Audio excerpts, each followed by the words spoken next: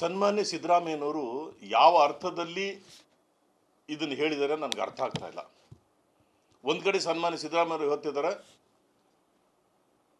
ನಾವು ರಾಮಕೃಷ್ಣ ಹೆಗಡೆ ಅವರು ಮುಖ್ಯಮಂತ್ರಿ ಇದ್ದಾಗಲೇ ನಾಯಕ ಸಮಾಜ ಮತ್ತು ಕುರುಬ ಸಮಾಜವನ್ನು ಪರಿಶಿಷ್ಟ ಪಂಗಡಕ್ಕೆ ಸೇರಿರಬೇಕು ಅಂತೇಳಿ ಕೇಂದ್ರಕ್ಕೆ ಶಿಫಾರಸು ಮಾಡಿದ್ದೀವಿ. ಆದರೆ ಉಗ್ರಪ್ಪನವರು ಅವರ ಮಧ್ಯಸ್ಥಿಕೆಯಿಂದ ದೇವೇಗೌಡರನ್ನು ಹಿಡ್ಕೊಂಡು ಮಾನ್ಯ ಚಂದ್ರಶೇಖರ್ ಅವರು ರಾಷ್ಟ್ರದ ಪ್ರಧಾನಮಂತ್ರಿ ಇದ್ದಾಗ ನಾಯಕ ಸಮಾಜವನ್ನು ಎಷ್ಟಿಗೆ ಸೇರಿಸಿದ್ರು ಅಂತ ಹೇಳಿದ್ರು. ಕುರುಬ ಸಮಾಜ ಸೇರ್ಪಡೆ ಆಗಲಿಲ್ಲ, ಹಾಗೆ ಉಳಿದಿದೆ ಅಂತ ಹೇಳ್ತಾರೆ. ಅಂದರೆ ಇದರ ಅರ್ಥ ಏನು? ಹಿಂದೆ ರಾಮಕೃಷ್ಣ ಹೆಗಡೆ ಅವರು ಇದನ್ನು ರಿಕಮೆಂಡ್ ಮಾಡಿದರು.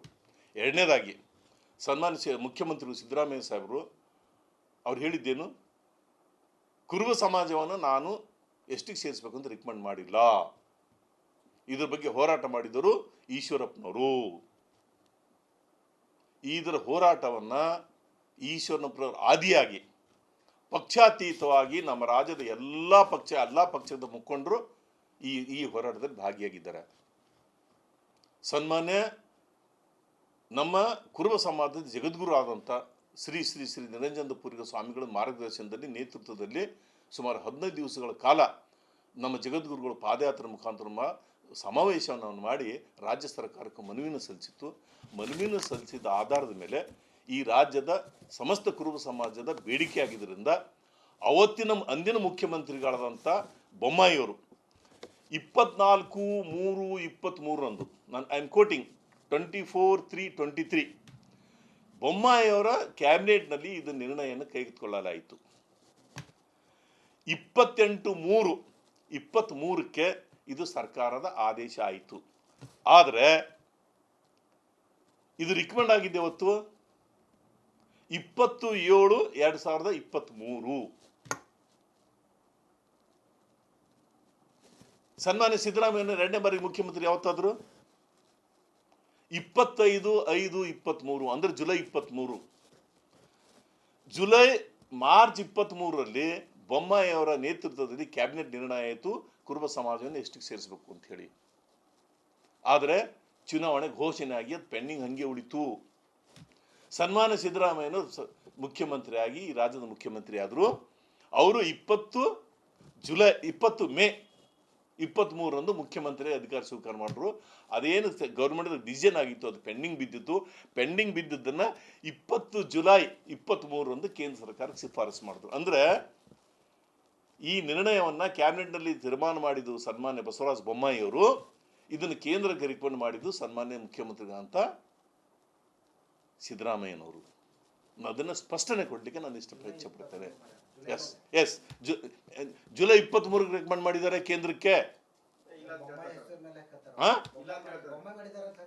ಬೊಮ್ಮಾಯಿಯವರ ನೇತೃತ್ವದಲ್ಲಿ ಅವ್ರ ಕ್ಯಾಬಿನೆಟ್ ಡಿಸಿಷನ್ ಆಗಿದೆ.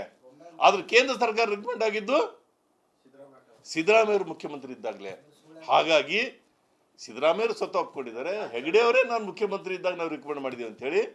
ಈಗಲೂ ಮತ್ತೆ ಮುಖ್ಯಮಂತ್ರಿ ಸಿದ್ದರಾಮಯ್ಯವರು ಇದ್ದಾಗ ರಿಕಮೆಂಡ್ ಆಗಿದೆ. ಹಾಗಾಗಿ ಇದರಲ್ಲಿ ಯಾರು ಇದರ ಬಗ್ಗೆ ಅಪಾರ್ಥ ಮಾಡೋದ ಅವಶ್ಯಕತೆ ಇಲ್ಲ. ಮತ್ತು ಮಾನ್ಯ ಉಗ್ರಪ್ಪರಿಗೆ ನಾನು ಹೇಳಲಿಕ್ಕೆ ಇಚ್ಛೆ ಪಡ್ತೇನೆ, ಯಾವ ಥರ ರಾಜ್ಯದಲ್ಲಿ 2 ಮಾತ್ರ ವಿಧಾನಸಭೆ ರಿಸರ್ವೇಷನ್ ಇತ್ತು.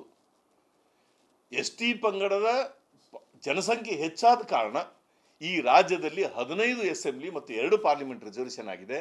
ಮುಂದೆ ಕುರುಬ ಸಮುದಾಯ ಕೂಡ ಎಷ್ಟಿಗೆ ಸೇರ್ಪಡೆ ಆದಂಥ ಪಕ್ಷದಲ್ಲಿ ಇದು ಸಂವಿಧಾನಬದ್ಧವಾಗಿ ಕೇಳ್ತಿರುವಂಥ ಹಕ್ಕು. ಇದನ್ನು ಎಷ್ಟಿಗೆ ಸೇರ್ಪಡೆ ಮಾಡೋದು ಬಿಡೋದು ಇದು ಸಂವಿಧಾನದಲ್ಲಿ ಇದ್ದರೆ ಸಂವಿಧಾನದ ಆಶಯಕ್ಕೆ ವಿರುದ್ಧವಾಗಿ ಕೇಂದ್ರ ಸರ್ಕಾರ ಕೂಡ ನೋಡ್ಕೊಡೋದಿಲ್ಲ. ರಾಜ್ಯ ಸರ್ಕಾರ ಹೆಂಗೆ ಕೇಂದ್ರ ಸರ್ಕಾರ ರಿಕಮೆಂಡ್ ಮಾಡಿದೆ? ಕುಲಶಾಸ್ತ್ರ ಅಧ್ಯಯನದ ಆಧಾರದ ಮೇಲೆ ರಾಜ್ಯ ಸರ್ಕಾರ ಕೇಂದ್ರ ಸರ್ಕಾರ ಶಿಫಾರಸು ಮಾಡಿದೆ. ಕೇಂದ್ರ ಸರ್ಕಾರ RGIಯ ಸಲಹೆ ಮೇರೆಗೆ ಯಾವ ಜಾತಿಯನ್ನು ಸೇರಿಸಬೇಕು ಯಾವ ಜಾತಿಯನ್ನು ಸೇರಿಸಬಾರದು ಅಂತ ನಿರ್ಣಯವನ್ನು ಕೇಂದ್ರ ಸರ್ಕಾರ ಮಾಡುತ್ತೆ. ಹಾಗಾಗಿ ಸಂವಿಧಾನಬದ್ಧವಾದಂಥ ಹಕ್ಕು ಮಾತ್ರ ಈ ನಮ್ಮ ಸಮಾಜ ಜನ ಕೇಳಿದರೆ ನಮ್ಗೆ ಆಸೆ ಇದೆ, ನಂಬಿಕೆ ಇದೆ, ಕೇಂದ್ರ ಸರ್ಕಾರ ನಮಗೆ ನಮ್ಮ ಸಮಸ್ಯೆಗಳಿಗೆ ಸ್ಪಂದನೆ ಮಾಡ್ತದೆ ಅಂಥೇಳಿ. ಹಾಗಾಗಿ ಉಗ್ರಪ್ಪನವರು ಈ ಜಾತಿಯ ಮಧ್ಯೆ ವಿಷ ಬೀಜ ಬಿತ್ತೋದನ್ನು ಬಿಡಬೇಕು. ನಿಮ್ಮ ಹಕ್ಕನ್ನು ನೀವು ತಗೊಂಡಿದ್ದೀರಿ, ನಮ್ಮ ಹಕ್ಕನ್ನು ನಾವು ಪ್ರತಿಪಾದನೆ ಮಾಡ್ತಿದ್ದೇವೆ ಅನ್ನೋಂಥ ಮಾತನ್ನು ಹೇಳಲಿಕ್ಕೆ ಇಚ್ಛೆ ಪಡ್ತೇನೆ. ನನಗೂ ಅರ್ಥ ಆಗಿಲ್ಲ ಅದು. ಅವ್ರಿಗೇನು ಕನ್ಫ್ಯೂಸ್ ಆಗಿದೆಯಾ? ಸನ್ಮಾನ್ಯ ಮುಖ್ಯಮಂತ್ರಿಗಳಿಗೆ ಏನು ಕನ್ಫ್ಯೂಸ್ ಆಗಿದೆಯಾ ಅಥವಾ ನೆನಪು ಹೋಗಿದೆ ನನಗೆ ಗೊತ್ತಿಲ್ಲ. ಬಟ್ ಇದು ರಿಕಮೆಂಡ್ ಆಗಿದ್ದು ಜುಲೈ 23, 2023 ಸನ್ಮಾನ್ಯ ಸಿದ್ದರಾಮಯ್ಯನವರು ಮುಖ್ಯಮಂತ್ರಿ ಆದಮೇಲೆ.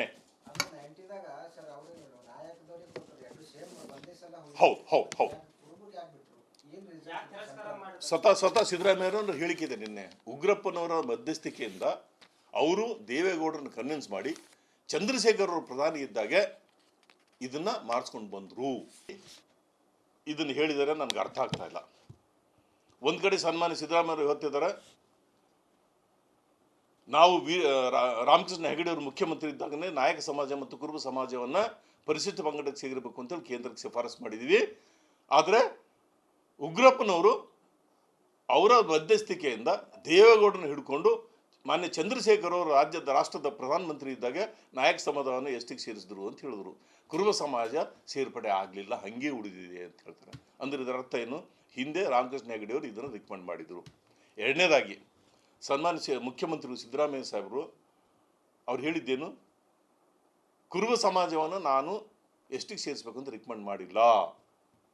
ಇದ್ರ ಬಗ್ಗೆ ಹೋರಾಟ ಮಾಡಿದರು ಈಶ್ವರಪ್ಪನವರು.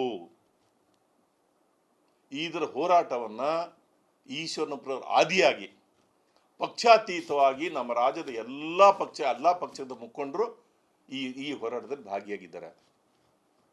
ಸನ್ಮಾನ್ಯ ನಮ್ಮ ಕುರುಬ ಸಮಾಜದ ಜಗದ್ಗುರು ಆದಂಥ ಶ್ರೀ ಶ್ರೀ ಶ್ರೀ ನಿರಂಜನಪುರಿ ಸ್ವಾಮಿಗಳ ಮಾರ್ಗದರ್ಶನದಲ್ಲಿ ನೇತೃತ್ವದಲ್ಲಿ ಸುಮಾರು 15 ದಿವಸಗಳ ಕಾಲ ನಮ್ಮ ಜಗದ್ಗುರುಗಳು ಪಾದಯಾತ್ರೆ ಮುಖಾಂತರ ಸಮಾವೇಶವನ್ನು ಮಾಡಿ ರಾಜ್ಯ ಸರ್ಕಾರಕ್ಕೆ ಮನವಿಯನ್ನು ಸಲ್ಲಿಸಿತ್ತು.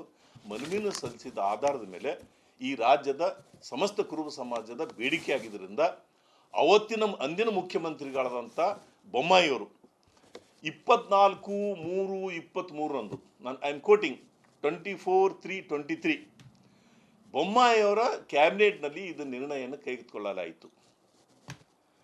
28/3/23ಕ್ಕೆ ಇದು ಸರ್ಕಾರದ ಆದೇಶ ಆಯಿತು. ಆದರೆ ಇದು ರಿಕಮೆಂಡ್ ಆಗಿದೆ ಇವತ್ತು 27/2023. ಸನ್ಮಾನ್ಯ ಸಿದ್ದರಾಮಯ್ಯ ಎರಡನೇ ಬಾರಿ ಮುಖ್ಯಮಂತ್ರಿ ಯಾವತ್ತಾದ್ರು 25/5/23 ಅಂದ್ರೆ ಜುಲೈ 23. ಮಾರ್ಚ್ 23ರಲ್ಲಿ ಬೊಮ್ಮಾಯಿ ಅವರ ನೇತೃತ್ವದಲ್ಲಿ ಕ್ಯಾಬಿನೆಟ್ ನಿರ್ಣಯ ಆಯಿತು ಕುರುಬ ಸಮಾಜವನ್ನು ಎಷ್ಟಿಗೆ ಸೇರಿಸಬೇಕು ಅಂತ ಹೇಳಿ. ಆದರೆ ಚುನಾವಣೆ ಘೋಷಣೆ ಆಗಿ ಅದು ಪೆಂಡಿಂಗ್ ಹಂಗೆ ಉಳಿತು.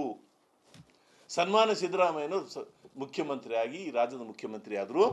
ಅವರು 20 ಮೇ 23ರಂದು ಮುಖ್ಯಮಂತ್ರಿ ಅಧಿಕಾರ ಸ್ವೀಕಾರ ಮಾಡಿದ್ರು. ಅದೇನು ಗೌರ್ಮೆಂಟ್ ಡಿಸಿಷನ್ ಆಗಿತ್ತು ಅದು ಪೆಂಡಿಂಗ್ ಬಿದ್ದಿತ್ತು. ಪೆಂಡಿಂಗ್ ಬಿದ್ದದ್ದನ್ನು 20 ಜುಲೈ 23ರಂದು ಕೇಂದ್ರ ಸರ್ಕಾರಕ್ಕೆ ಶಿಫಾರಸು ಮಾಡಿದ್ರು. ಅಂದರೆ ಈ ನಿರ್ಣಯವನ್ನು ಕ್ಯಾಬಿನೆಟ್ನಲ್ಲಿ ತೀರ್ಮಾನ ಮಾಡಿದ್ದು ಸನ್ಮಾನ್ಯ ಬಸವರಾಜ ಬೊಮ್ಮಾಯಿ ಅವರು, ಇದನ್ನು ಕೇಂದ್ರಕ್ಕೆ ರಿಕಮೆಂಡ್ ಮಾಡಿದ್ದು ಸನ್ಮಾನ್ಯ ಮುಖ್ಯಮಂತ್ರಿಗಳಂತ ಸಿದ್ದರಾಮಯ್ಯನವರು. ಅದನ್ನು ಸ್ಪಷ್ಟನೆ ಕೊಡಲಿಕ್ಕೆ ನಾನು ಇಚ್ಛೆ ಪಡ್ತೇನೆ. ಎಸ್ ಜುಲೈ 23ಕ್ಕೆ ರೆಕಮೆಂಡ್ ಮಾಡಿದ್ದಾರೆ ಕೇಂದ್ರಕ್ಕೆ. ಬೊಮ್ಮಾಯಿ ಅವರ ನೇತೃತ್ವದಲ್ಲಿ ಅವ್ರ ಕ್ಯಾಬಿನೆಟ್ ಡಿಸಿಷನ್ ಆಗಿದೆ. ಆದ್ರೆ ಕೇಂದ್ರ ಸರ್ಕಾರ ರೆಕಮೆಂಡ್ ಆಗಿದ್ದು ಸಿದ್ದರಾಮಯ್ಯ ಅವರು ಮುಖ್ಯಮಂತ್ರಿ ಇದ್ದಾಗಲೇ. ಹಾಗಾಗಿ ಸಿದ್ದರಾಮಯ್ಯರು ಸ್ವತಃ ಒಪ್ಕೊಂಡಿದ್ದಾರೆ, ಹೆಗಡೆ ಅವರೇ ನಾನು ಮುಖ್ಯಮಂತ್ರಿ ಇದ್ದಾಗ ನಾವು ರಿಕಮೆಂಡ್ ಮಾಡಿದ್ದೀವಿ ಅಂತ ಹೇಳಿ. ಈಗಲೂ ಮತ್ತೆ ಮುಖ್ಯಮಂತ್ರಿ ಸಿದ್ದರಾಮಯ್ಯ ಇದ್ದಾಗ ರಿಕಮೆಂಡ್ ಆಗಿದೆ. ಹಾಗಾಗಿ ಇದರಲ್ಲಿ ಯಾರು ಇದರ ಬಗ್ಗೆ ಅಪಾರ್ಥ ಮಾಡೋದ ಅವಶ್ಯಕತೆ ಇಲ್ಲ. ಮತ್ತು ಮಾನ್ಯ ಉಗ್ರಪ್ಪರಿಗೆ ನಾನು ಹೇಳಲಿಕ್ಕೆ ಇಚ್ಛೆ ಪಡ್ತೇನೆ, ಯಾವ ಥರ ರಾಜ್ಯದಲ್ಲಿ 2 ಮಾತ್ರ ವಿಧಾನಸಭೆ ರಿಸರ್ವೇಷನ್ ಇತ್ತು. ST ಪಂಗಡದ ಜನಸಂಖ್ಯೆ ಹೆಚ್ಚಾದ ಕಾರಣ ಈ ರಾಜ್ಯದಲ್ಲಿ 15 ಅಸೆಂಬ್ಲಿ ಮತ್ತು 2 ಪಾರ್ಲಿಮೆಂಟ್ ರಿಸರ್ವೇಷನ್ ಆಗಿದೆ. ಮುಂದೆ ಕುರುಬ ಸಮುದಾಯ ಕೂಡ ಎಸ್ಟಿಗೆ ಸೇರ್ಪಡೆ ಆದಂಥ ಪಕ್ಷದಲ್ಲಿ ಇದು ಸಂವಿಧಾನಬದ್ಧವಾಗಿ ಕೇಳ್ತಿರುವಂಥ ಹಕ್ಕು. ಇದನ್ನು ಎಸ್ಟಿಗೆ ಸೇರ್ಪಡೆ ಮಾಡೋದು ಬಿಡೋದು ಇದು ಸಂವಿಧಾನದಲ್ಲಿ ಇದ್ದರೆ ಸಂವಿಧಾನದ ಆಶಯಕ್ಕೆ ವಿರುದ್ಧವಾಗಿ ಕೇಂದ್ರ ಸರ್ಕಾರ ಕೂಡ ನೋಡ್ಕೊಡೋದಿಲ್ಲ. ರಾಜ್ಯ ಸರ್ಕಾರ ಹೆಂಗೆ ಕೇಂದ್ರ ಸರ್ಕಾರ ರಿಕಮೆಂಡ್ ಮಾಡಿದೆ? ಕುಲಶಾಸ್ತ್ರ ಅಧ್ಯಯನದ ಆಧಾರದ ಮೇಲೆ ರಾಜ್ಯ ಸರ್ಕಾರ ಕೇಂದ್ರ ಸರ್ಕಾರ ಶಿಫಾರಸು ಮಾಡಿದೆ. ಕೇಂದ್ರ ಸರ್ಕಾರ RGIಯ ಸಲಹೆ ಮೇರೆಗೆ ಯಾವ ಜಾತಿಯನ್ನು ಸೇರಿಸಬೇಕು ಯಾವ ಜಾತಿಯನ್ನು ಸೇರಿಸಬಾರದು ಅಂತ ನಿರ್ಣಯವನ್ನು ಕೇಂದ್ರ ಸರ್ಕಾರ ಮಾಡುತ್ತೆ. ಹಾಗಾಗಿ ಸಂವಿಧಾನಬದ್ಧವಾದಂಥ ಹಕ್ಕು ಮಾತ್ರ ಈ ನಮ್ಮ ಸಮಾಜ ಜನ ಕೇಳಿದರೆ ನಮ್ಗೆ ಆಸೆ ಇದೆ, ನಂಬಿಕೆ ಇದೆ, ಕೇಂದ್ರ ಸರ್ಕಾರ ನಮಗೆ ನಮ್ಮ ಸಮಸ್ಯೆಗಳಿಗೆ ಸ್ಪಂದನೆ ಮಾಡ್ತದೆ ಅಂಥೇಳಿ. ಹಾಗಾಗಿ ಉಗ್ರಪ್ಪನವರು ಈ ಜಾತಿಯ ಮಧ್ಯೆ ವಿಷ ಬೀಜ ಬಿತ್ತೋದನ್ನು ಬಿಡಬೇಕು. ನಿಮ್ಮ ಹಕ್ಕನ್ನು ನೀವು ತಗೊಂಡಿದ್ದೀರಿ, ನಮ್ಮ ಹಕ್ಕನ್ನು ನಾವು ಪ್ರತಿಪಾದನೆ ಮಾಡ್ತಿದ್ದೇವೆ ಅನ್ನೋಂಥ ಮಾತನ್ನು ಹೇಳಲಿಕ್ಕೆ ಇಚ್ಛೆ ಪಡ್ತೇನೆ. ನನಗೂ ಅರ್ಥ ಆಗಿಲ್ಲ ಅದು. ಅವ್ರಿಗೇನು ಕನ್ಫ್ಯೂಸ್ ಆಗಿದೆಯಾ? ಸನ್ಮಾನ್ಯ ಮುಖ್ಯಮಂತ್ರಿಗೆ ಏನು ಕನ್ಫ್ಯೂಸ್ ಆಗಿದೆಯಾ ಅಥವಾ ನೆನಪು ಹೋಗಿದೆ ನನಗೆ ಗೊತ್ತಿಲ್ಲ. ಬಟ್ ಇದು ರಿಕಮೆಂಡ್ ಆಗಿದ್ದು ಜುಲೈ 23, 2023 ಸನ್ಮಾನ್ಯ ಸಿದ್ದರಾಮಯ್ಯನವರು ಮುಖ್ಯಮಂತ್ರಿ ಆದ್ಮೇಲೆ. ಹೌದು ಹೌದು ಹೌದು ಸ್ವತಃ ಸಿದ್ದರಾಮಯ್ಯನವರು ಹೇಳಿಕೆ ನಿನ್ನೆ. ಉಗ್ರಪ್ಪನವರ ಮಧ್ಯಸ್ಥಿಕೆಯಿಂದ ಅವರು ದೇವೇಗೌಡರನ್ನು ಕನ್ವಿನ್ಸ್ ಮಾಡಿ ಚಂದ್ರಶೇಖರ್ ಅವರು ಪ್ರಧಾನಿ ಇದ್ದಾಗೆ ಇದನ್ನ ಮಾಡಿಸ್ಕೊಂಡು ಬಂದ್ರು.